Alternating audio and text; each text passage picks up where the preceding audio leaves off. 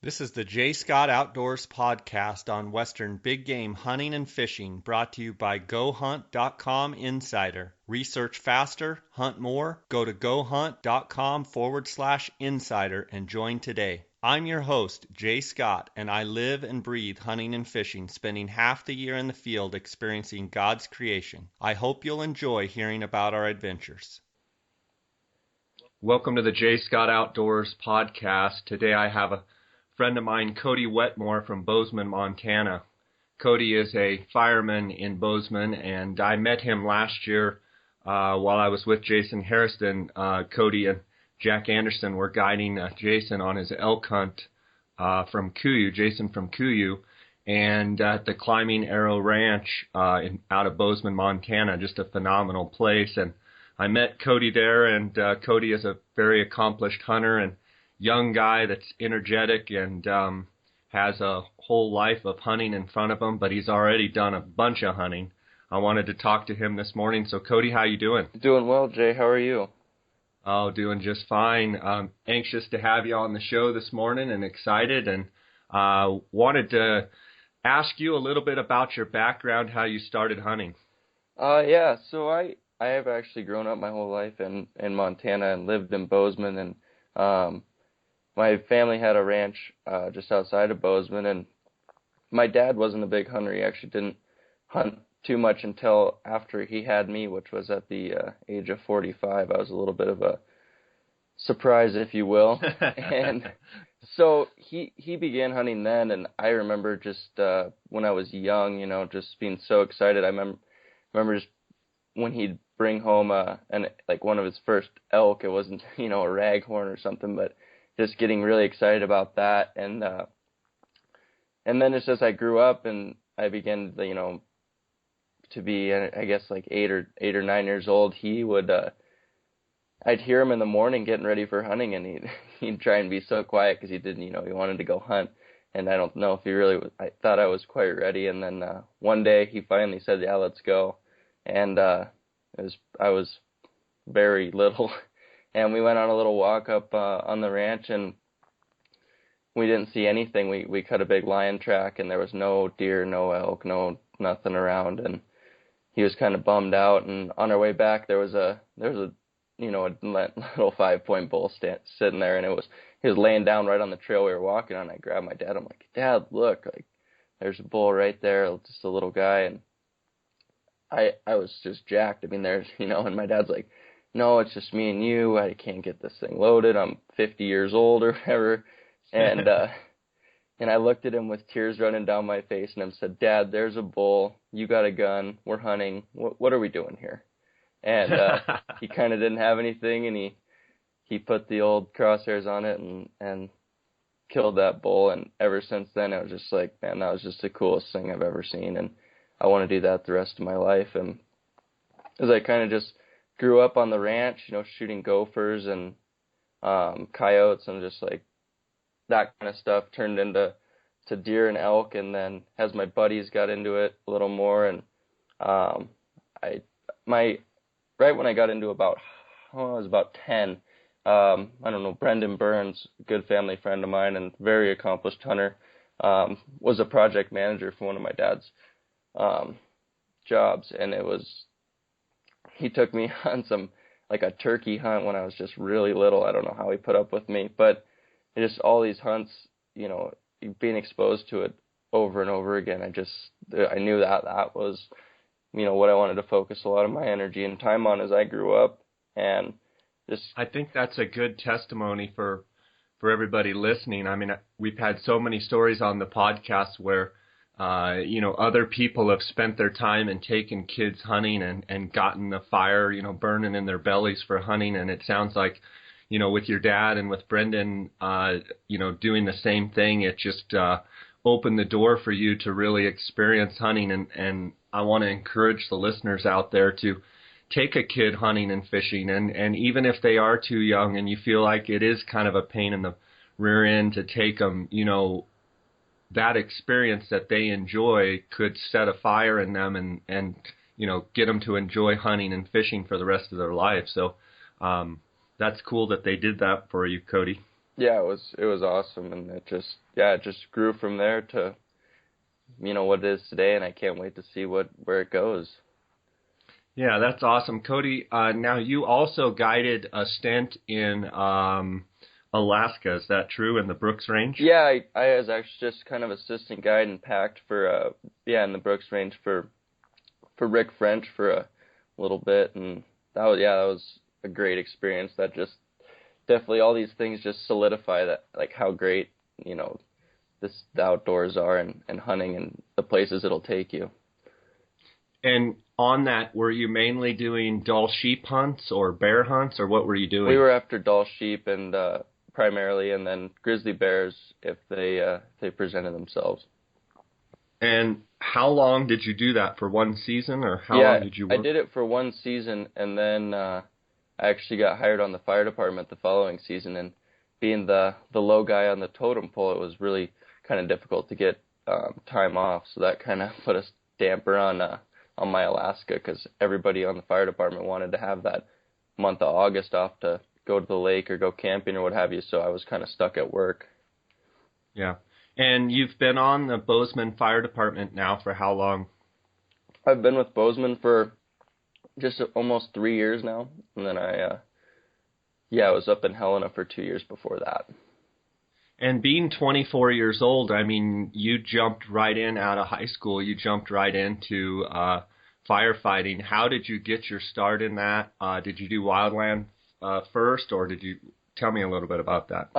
So there was a volunteer fire department up where I grew up by the ranch, actually. And I just kind of, like, what a great way to, help out my, community was kind of one of the reasons. And also it was like, what 18-year-old kid doesn't want to mess with a big fire engine and lights and sirens? And it was cool, And so I started in that and started doing it, and I'm like, this is a really cool thing. And as it grew, it just like I just saw the opportunity to make that a career, and the camaraderie with the guys, and how awesome, I had some buddies that did it full time, and I just thought, wow, that'd be a great way to, make a living and stay in Bozeman, which is a relatively difficult town to stay in. It's a pretty expensive to live here, and not a lot of jobs and stuff like that. So I was, I knew if I could pull this off, it'd be pretty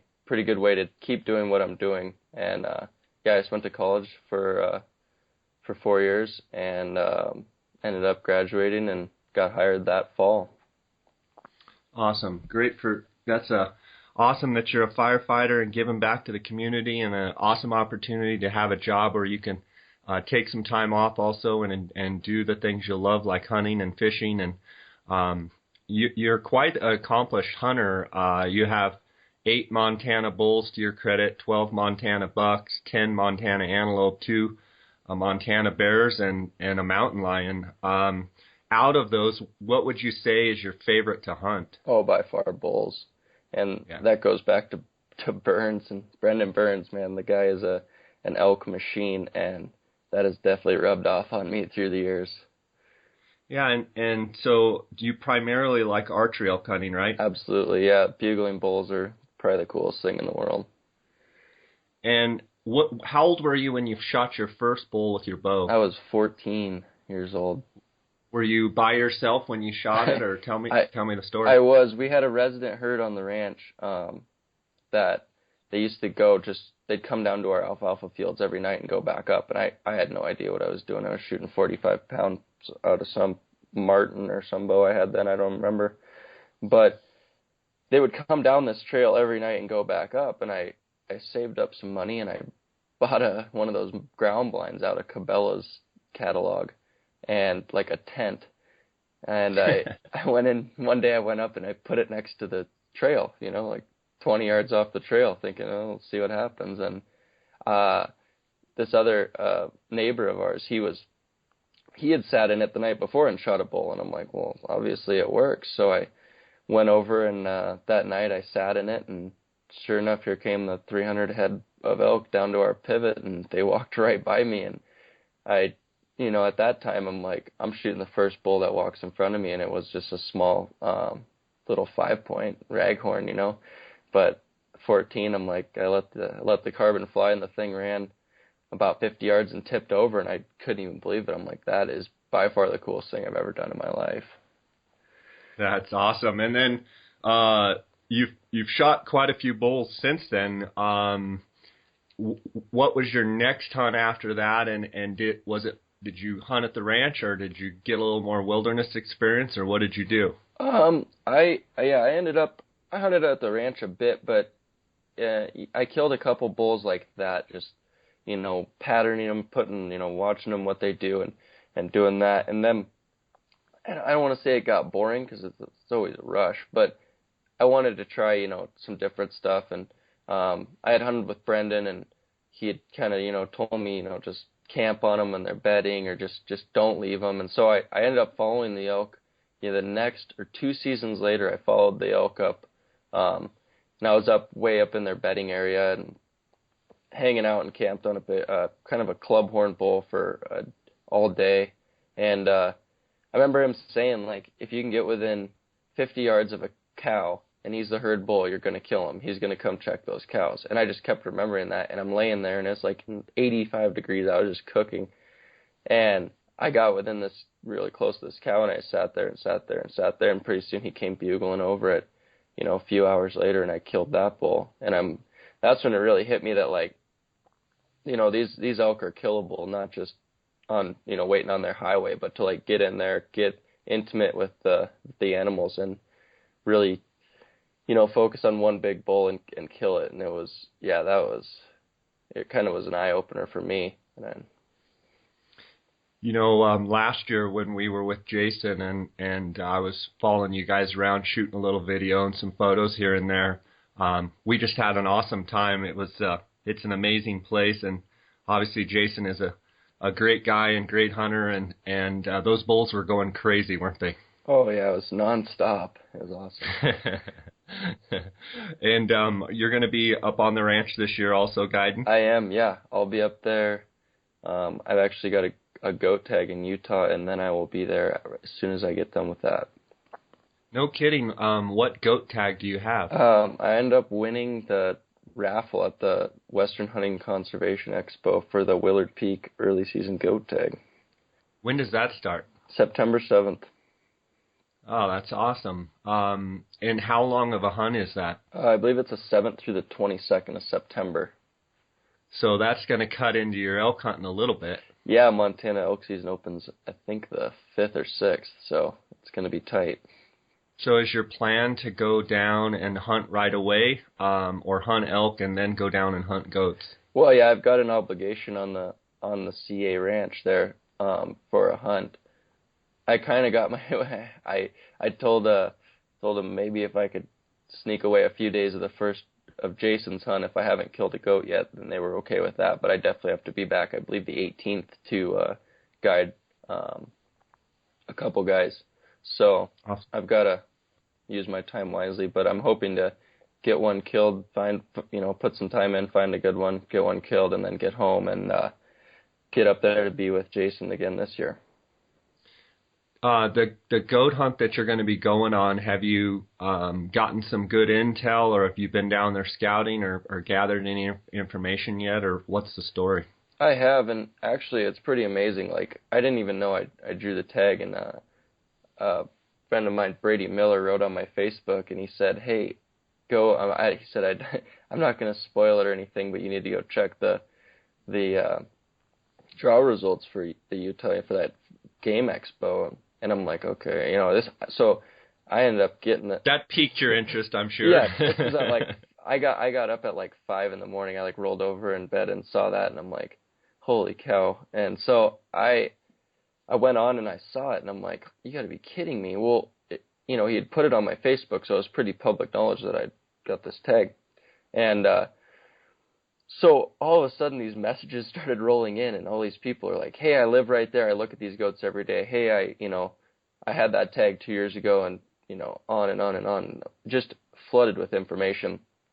And I actually was talking to one of my clients from the CA who lives in Utah, and he's like, oh, my brother had that tag 2 years ago, and we're gonna be up there hiking, and I'll find we'll help find you a goat. And yeah, even now, like however many months later after the draw, I'm still getting messages that are like, hey, I found a big billy up there, and so I'm really gonna try and get down there this summer a bit and do some scouting. I haven't been down yet. One of my good buddies, Pete Munich with the Rocky Mountain Goat Alliance, is going down, I think maybe this weekend, and I have to work, so I can't go, but they're actually doing a goat survey on the unit, so I should get some pretty good intel from him, and then just also a lot of the intel I've got, I have a pretty good place to start, and then just start picking it apart like anything else and see what I can turn up.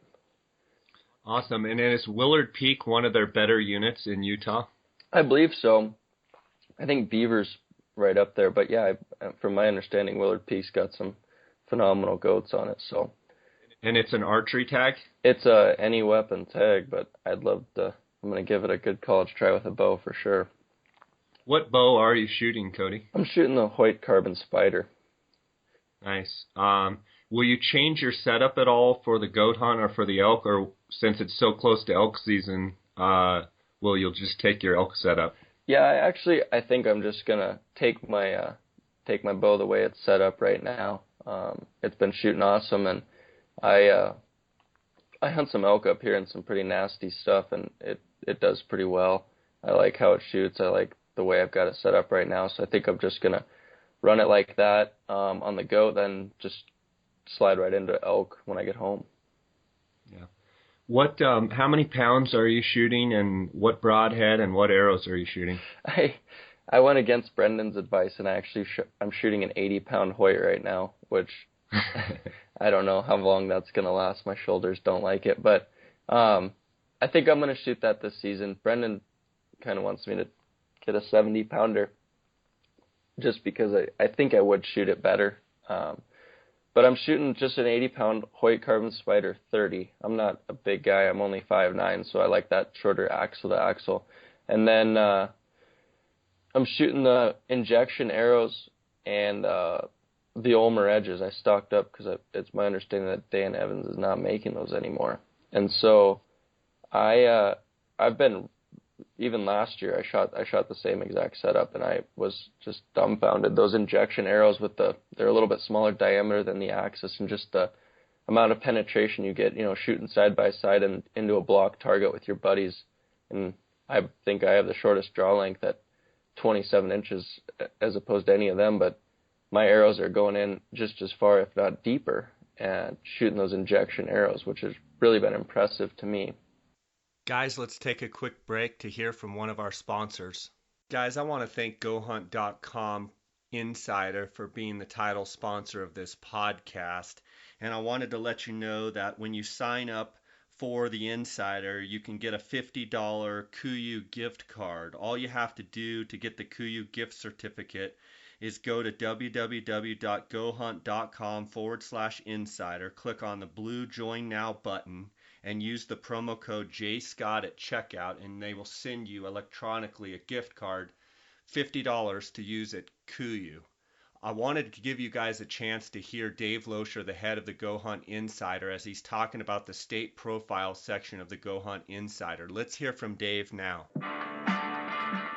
Our state profiles have all the information you're going to need to have a better understanding of the costs and the species and all the important dates that are associated with that state as you apply in the West. And within this state profile in the upper right-hand corner, you can expand the map right here. And once you expand that map, you can see all the different boundary lines, and you can hover right over those units. And by clicking it, you'll go straight to that unit profile, which we already talked about. And then you can click that same button and go right back to that state profile. And then you're going to show the species icon, so you can see every big game species that's offered within that state. And as you go down, we're going to show all the valuable information, the license cost, the tag cost within that state on a resident and non-resident basis, as well as the important dates, the draw schedule, the draw deadlines, when are results going to be available, when can you possibly, amend your application or make corrections if that's offered within that state. And then Quick rules talking about the minimum age to hunt. Hunter orange required.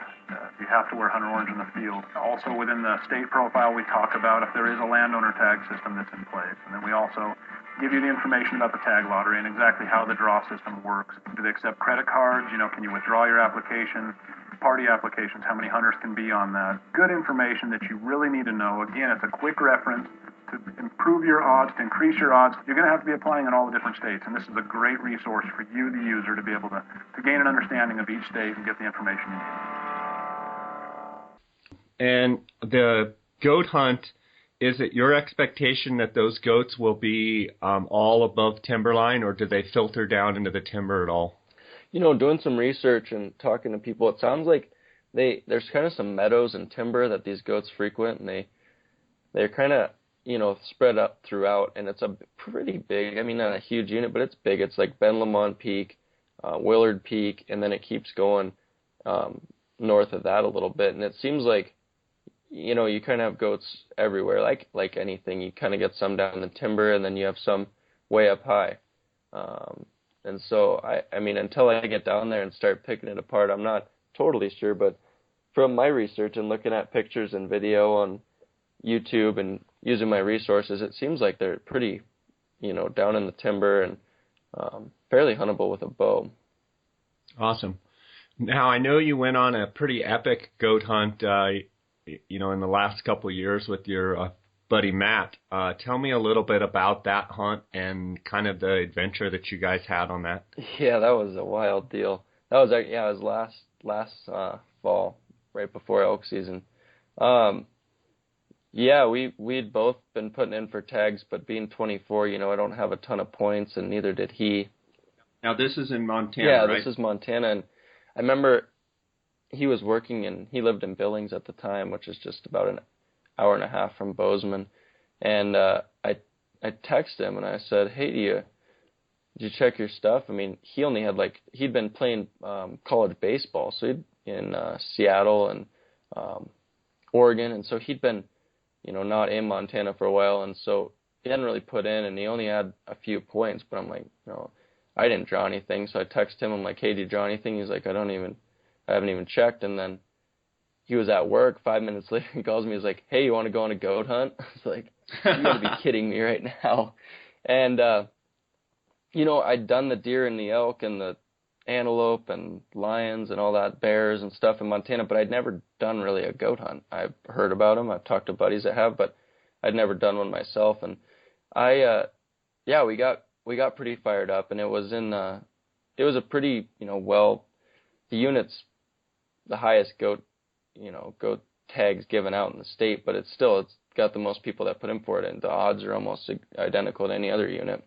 And so we were a little, it was super excited, and then kind of the work began on figuring out how we were going to do this, and just looking at maps and figuring stuff out. Finally, we had a pretty good plan of where we were going to go, and Matt had gone up one side of the mountain range, and I had gone up, the other side, and Matt had found a few goats. He went up there. He actually got married in the end of July, and so him and his now new wife had gone up there and camped and spent a little time together after they got married, and had found 3 really nice billies.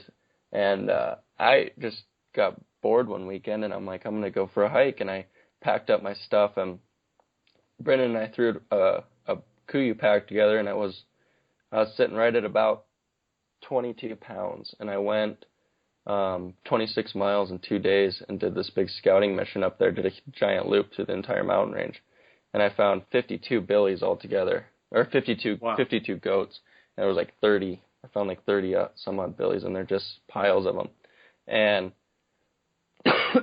excuse me, one billy had really stuck out in my head, but he was way in the middle.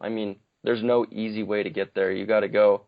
No matter if you come in from the west or come in from the east side of the mountain range, it's dead center in the middle, and it's going to be a hoof either way. How far in, roughly? I think one way it was about 16 miles. Goodness. So, yeah, it was not an easy deal. And so I knew he was there. He wasn't going anywhere. I saw him. I camped out, I saw him at night, and then woke up in the morning and he was there. And so I'd hiked out and I called Comer and I had dropped a couple pins on my GPS and I told him, like, I found this big billy. And so, you know, we kind of had a plan in mind on how we were going to do that. But being so far in, we're like, well, let's see if we can find something, you know, like that on the way in. And so opening day, we went in that morning. I got off the fire department at 7 a.m. and we loaded up our stuff and went for it. And it was myself and Matt and then another buddy of ours, Chris Lashinsky. And we hiked in, and Matt had his rifle on his back and Chris was carrying Matt's bow, and then I had the optics. And so we were kind of set up for, we're going to try and see if we can't do this with a bow, but we're not going 16 miles in to not come out with a goat kind of mentality on that. And so we had the rifle with us, and on our way in, we actually found a really nice billy, I'd say comparable to the one I had seen prior, and it was bedded in the timber. And we went to put a stock on it, and with Matt's bow, because it was in a great killable spot with a bow. And as we got up on this billy, we had dropped our packs and we were about ready to slide in and make something happen. And I kind of look behind me and there's these guys kind of above us with blaze orange on and a rifle, and they're like hoofing it. It's like this rat race to this billy. Well, we've got a bow and they're, you know, almost within rifle range. And I'm like waving at them and I'm, you know, holding up the bow, like, let us try and get a shot with the bow. I mean, this is a great opportunity. And they were not having it. And next thing we know, boom, they shoot and they hit it high, like up in the hump. And the guys are super out of shape and the billy takes off and they can't keep up with it. And it just goes and goes and goes. And yeah, they never got it. They gave up and walked down. And I'm like kind of down in the dumps, almost like, what a waste, you know. It was not just that they wounded the animal, but that was a perfectly opportunity for a bow. And, you know, it just came and went so fast. It was just, you know, not the way I wanted to start the hunt. Yeah. And we kept on going.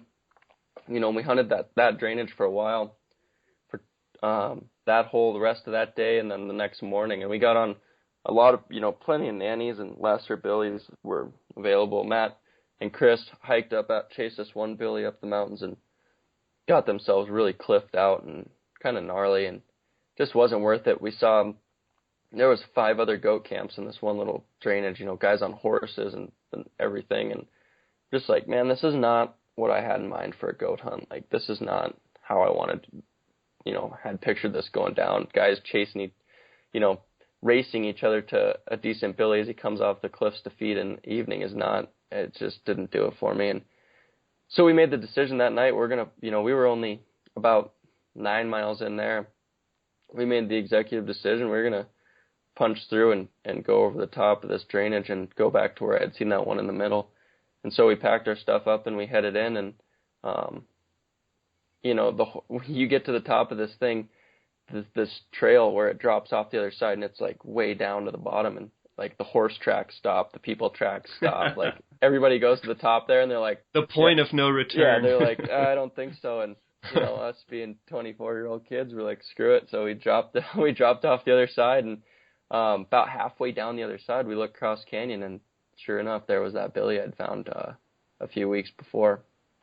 And I'm like, that's got to be the one. I mean, his body was double anything else. I mean, just a tank. And I'm like, let's go get him.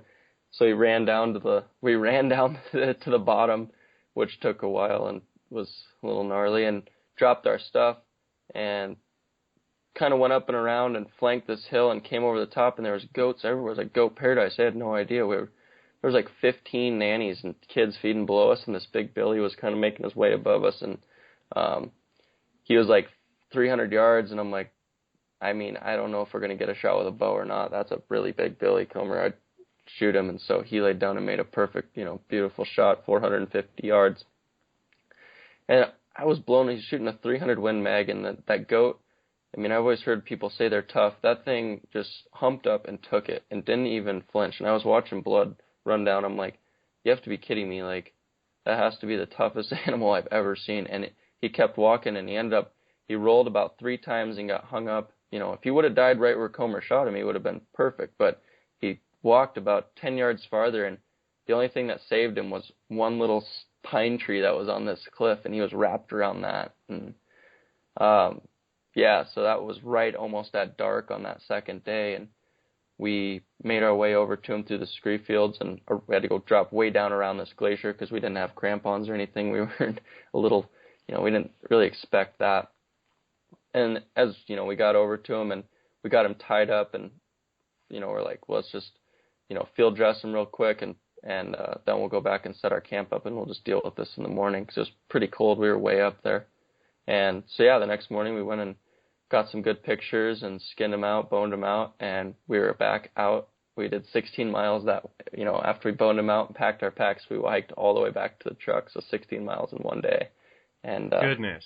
Got back home, and yeah, just another one of those hunts that just, I don't know, you learn so much from it, and it's just like, once you're done with it, you're like, I can't believe that just happened. That was so awesome.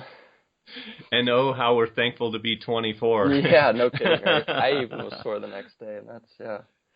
Oh, man, that's awesome. What gear did you guys wear as far as clothing and packs, and what were you using on that hunt?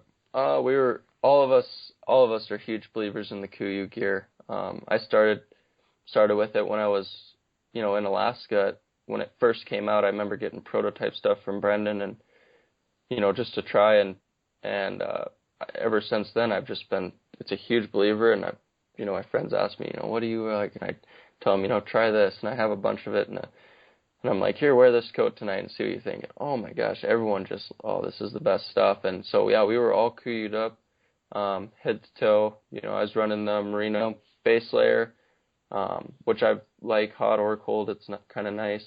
And then I actually used the Chinook gear on that hunt, which the knee pads were a saving grace in those rocks, and became a huge believer in that stuff. I think Matt was wearing just a set of attack pants and a guide jacket. The same with Chris, which is a foolproof way. Great setup. And I borrowed the tent from Brendan.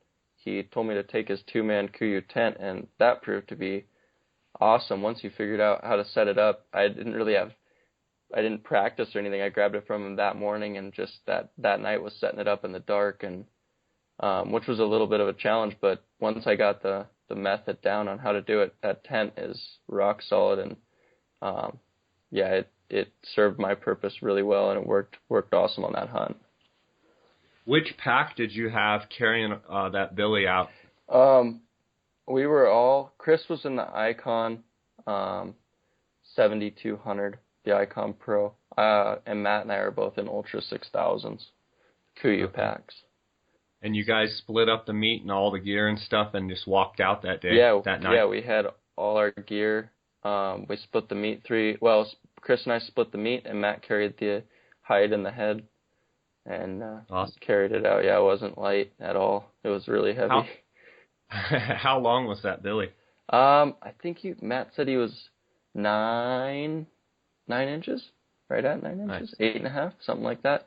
I actually don't know the exact score on him, but he's Montana, that unit anyways is not known for huge goats, but I want to say he's high 40s, solid goat, biggest goat I saw in the unit, and biggest goat I've seen come out of that unit in a long time. Super old, 12.5 years old, just a really old dude with some killer growth rings and huge scent glands. We actually named the Billy Steven Glansberg, because he just got this huge scent. Like, Comer was like, is it a good one? And I looked, and I'm like, I couldn't even see any white hair between his scent glands. I'm like, that thing either has huge bases or something's going on. But yeah, just kill it. It's big. So. Awesome. That sounds like a great adventure. I want to talk to you a little bit about your buck hunting. You've shot 12 bucks in Montana, and are a lot of those archery or rifle, or which season do you like the best? And do you get a deer tag every year, or is it a draw, or how does it work? I think Montana, they're not known for the mule deer thing, in my opinion. Compared to where you're at in Arizona or Utah or Colorado, even Wyoming and Idaho, Montana's just, it's the only state that I know of where you can just hunt mule deer with an over-the-counter tag, and you could shoot a fork horn or whatever you want in the rut. And I think it's kind of taken a toll on some of the bigger bucks. I mean, you see big mule deer every now and then, but it's not what it could be with, the management. But it's a super hunter-friendly state, so everyone's going to get some meat for the table. So, you can't really fault them, but as far as trophies, it's kind of tough. There's a few good units that I put in for. I actually drew a tag last year, and I wish I had taken a little more time and held out for a little bigger buck, but it was fun, and I'd killed an early season mule deer a few years ago, and then I did it again, and it's pretty fun patterning those big mule deer bucks when they're in velvet and all summer when they're all bachelored up together. It's pretty cool. And I've killed a couple of mule deer like that. One on the ranch. We used to have a pretty good bachelor herd on the ranch, and you had to kill them the first week of our season here, or they'd split up and go their separate ways, and you'd never find them again. But for the most part, we had some river bottoms on the ranch, and I hunted a lot of whitetails out of tree stands, actually, which was, I don't know, there's something about being in a tree stand or a ground blind or something where they don't have a clue you're there, which is kind of cool to me. Just watching them interact and do their thing and killing those early season whitetails. They're really pretty when they're, they don't have a big swollen neck, and they got the long guard hairs, and it's pretty cool, and it was something to do, when I get frustrated on the elk. If you have a good deer spot up here, like, I got a few good whitetail spots now, and a few decent mule deer spots that are super high, but when you get frustrated on the elk, like I always get frustrated when things don't go my way. It's a nice change of scenery, change of pace to kind of get your head right, and, you're always going to see a bunch of deer come under your tree stand, or if you're hunting whitetails, or you're always going to see, find that bachelor group of bucks, and I use it just kind of to decompress when the elk thing's not going my way. Yeah, it makes for a great change, I'm sure. I know recently you were just in Hawaii doing some fishing and doing some Spanish goat hunting. How was the fishing this year compared to other years? The fishing was good this year. I didn't actually fish quite as much as as I have in years past. I took my girlfriend there, actually, so I was doing a lot more, hanging out with her and stuff rather than my hardcore fishing stuff. My dad actually has a boat there, and they commercial fish off of it, so that's kind of what I've done in years past. And but this year I ended up taking her out, and we had a good day. We caught quite a few big, they're called onos, and a big mai. My dad and I only went the one day this year. My dad went out quite a few more times, and they were chasing big tunas and stuff, and we're very successful. The tuna run is going strong right now, and it was good then, so I think everyone's pretty stoked about that. But yeah, I fished that one day, and we had a good day, filled the fish box, plenty of fish. She thought it was pretty cool. I don't think she'd done anything like that before, so it definitely was different for her, seeing. How far out do you go? I guess it depends on what you're fishing for, but mainly, how far out do you go? So, yeah, we were fishing for onos and mai, in kind of close 40 fathoms is the ledge that we usually run for those. And that's, only out maybe a mile and a half.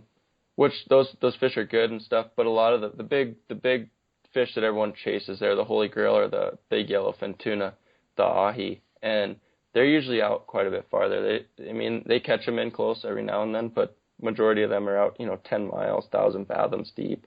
And that's kind of that's the stone sheep of the Hawaiian Ocean for sure, is catching those big ahis, and it is a rush, man. It's an hour of just hand-to-hand combat. It's like you're in a fight with the fish, and it just kicks your butt, and the ocean's rough, and the fish are big, and getting them in's half of it, and then getting them into the boat and trying to deal with a 200-pound tuna that's going ape is a whole nother story. So it's an absolute rush. And is that when the club comes out? The club comes out, yeah. It's kind of haywire. You hit a wave wrong, and it ends up on top of you. It's a total cluster, but it's very memorable, and I highly recommend anyone who wants to go chase tuna in Hawaii, that is a great place to do so, and it's absolutely doable if you go, right about now.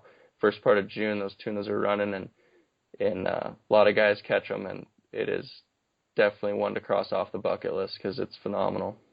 Awesome. And this year you hunted some Spanish goats. I know you've hunted them there in the past, I believe. Yeah, I did hunt, and I was on the island of Kauai. It's fairly hunter friendly. You buy a license. They've got some funky rules where you can only hunt on the weekends, which is kind of weird. So you get like Saturday, Sunday, but it was awesome. I mean, we were into goats the whole time. There's goats everywhere, billies, nannies. Just archery or rifle? I was hunting all archery, and it's absolutely doable with archery. Their goats are everywhere, and they're easy to get on. I had some malfunctions this year. I don't know. I haven't really dug into it a lot, but I took my bow and I totally had a brain fart, and I shot it before I left, and I got there and I didn't shoot it again. And I'm like, last year when I went, I shot it again, and it was shooting like 2 inches low when I got there. I didn't even think about it this year. And I ended up getting a shot at, couple shots. I had this really nice billy I was after and shot and missed and hit him. I kept hitting low. And so finally I slid my slider on my sight a little bit and shot, and I hit him.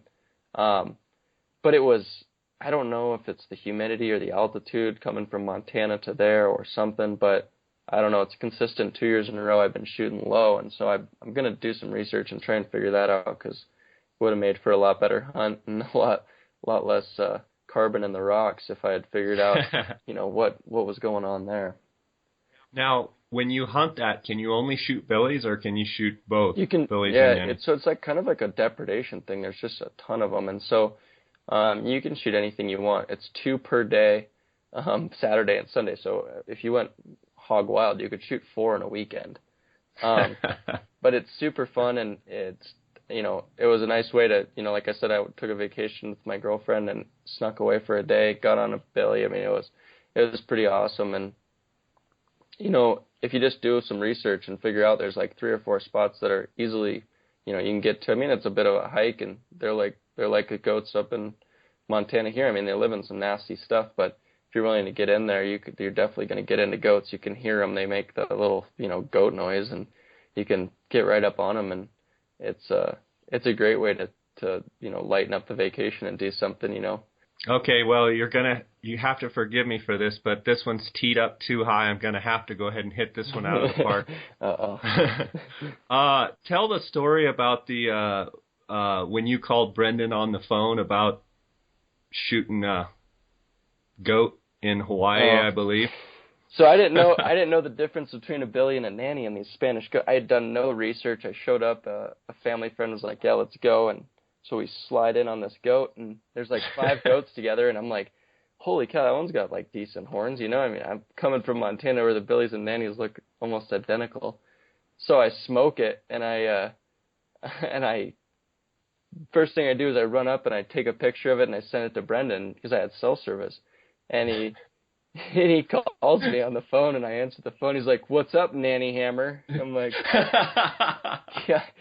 yeah, I know, dude, it's a nanny. He's like, "That's cool." So now it's stuck. Everyone calls me Nanny Hammer. I'm like, oh, great. One thing, and you get branded. So no, I don't mind. Yeah. It was awesome. And before I even met you, Brendan's like, "Yeah, you'll go up there and you'll meet Jack." And he said, "Then you'll meet Cody, and he's the Nanny Hammer." And I'm like, "What's the Nanny Hammer?" And he goes, "Well, just ask him when you get there." Oh, God. Oh, that was fun. Yeah. That was fun. Leave it to Burns to be, "What's up, Nanny Hammer?" Yeah, full of one-liners. I just had him, he was just over for dinner a couple nights ago, and I was in stitches the whole time, just rolling on the floor. It just never ends. So yeah, he's something. Awesome time.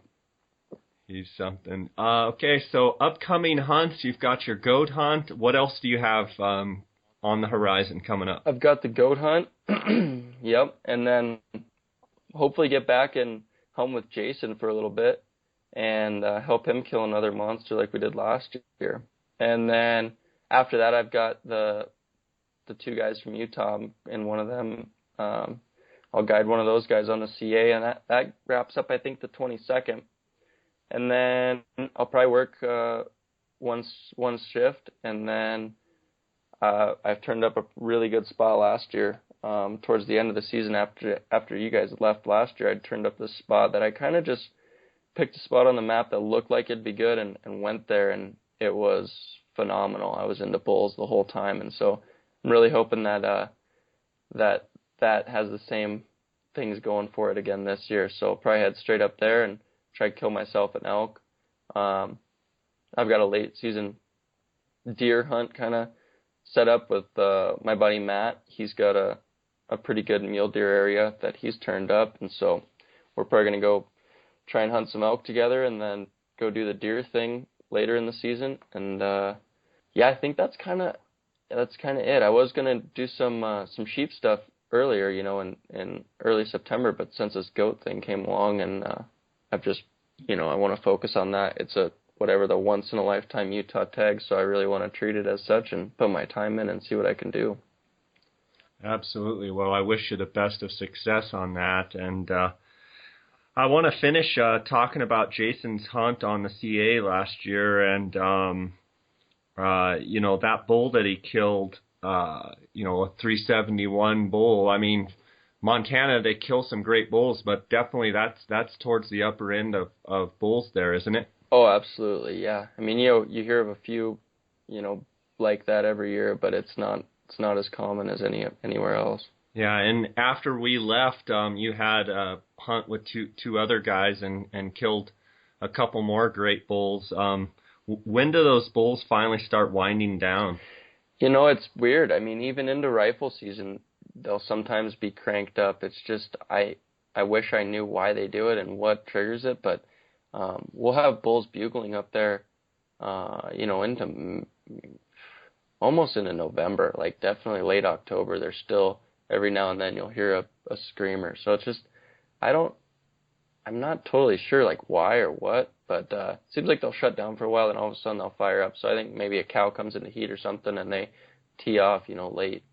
But. Well, and I think there with so many elk, like you said, I mean, it takes, one cow comes into estrus and they're all gathered up anyway and bunched up. It just gets them all frenzied up, and it's just one continuous rut. I mean, I just remember the bugling being, coming from Arizona, which is about as good as it gets, and then hearing the bugling there, it was, I was just smiling, thinking, it's nice to know there are other places that have bugling like that, and just a constant symphony of bulls bugling in the background is pretty unbelievable. Yeah, I mean, when you can't even have a conversation, like we were trying to talk a few times, you and I can't even, I'm like, what? I can't hear you. Yeah, the what? bulls are bugling. I can't hear you what you're saying.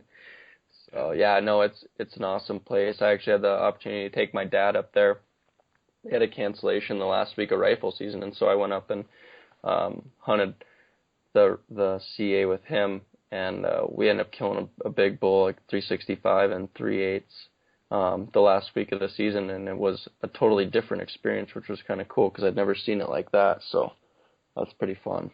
Well, awesome. Well, it's been great having you on this morning, and like I said, I wish you the best of success. I want to see some pictures of your goat that you kill in Utah, and hopefully you get them with a bow. But if not, I know you've got a short window, so you'll get one with the rifle, and we'll have to chat afterwards. And it's just a pleasure having you on, and I wish you the best of success with all your hunts this year. And have you done any fishing? Has your dad been out fishing, or is it still muddy now? It's a little muddy yet. He went out right before it got muddy a couple weeks ago and fished the Upper Madison, and it was, he said, one of the best days he's ever had. It was awesome just fishing. They're actually a pretty good little caddis hatch, which was weird, but he had one of his best days. So it's coming. I think it's going to be a good year. We've already had nice weather. I think it'll be a normal runoff, and we'll be able to start fishing the rivers here in another couple weeks, hopefully. Yeah, here in Colorado, we're the Roaring Fork is sky high and muddy and racing, but it won't be long here when things will be clearing up and green drakes will be coming and it'll be good fishing. Yeah, I'm looking forward to it.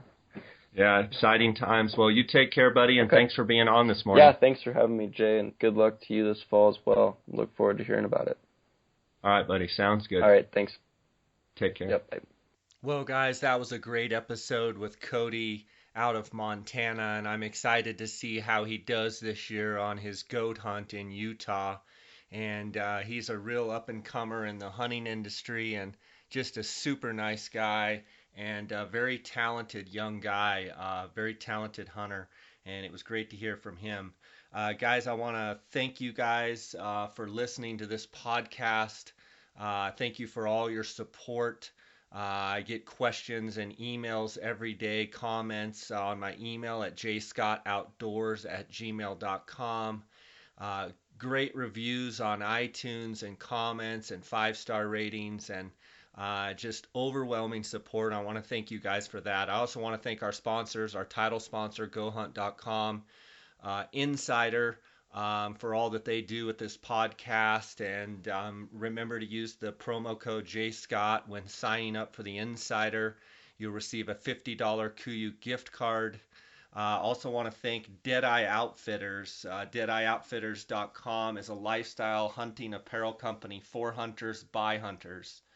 If you check out episode 45 of this podcast, it's with one of the owners, Nikolai Kavilia, and you'll see what I mean. Deadeye Outfitters makes quality t-shirts, sweatshirts, and hats designed with hunters in mind. Use the JScott promo code and receive a 10% discount on all purchases at DeadeyeOutfitters.com. I have received so many Facebook messages, Instagram messages, and emails from guys saying that they're really liking taking advantage of the 10% off at DeadeyeOutfitters.com. So check them out. And guys, thanks for the continued support. And the summer keeps rolling on here, and we're going to be hunting here pretty darn soon. So until next time, guys, God bless you, and we'll see you in the next episode. Thanks for listening to the J. Scott Outdoors Western Big Game Hunting and Fishing Podcast, brought to you by GoHunt.com Insider. Use the promo code JScott and receive a $50 KUIU gift card when signing up for the GoHunt.com Insider. Research faster, hunt more, go to GoHunt.com/insider and join today.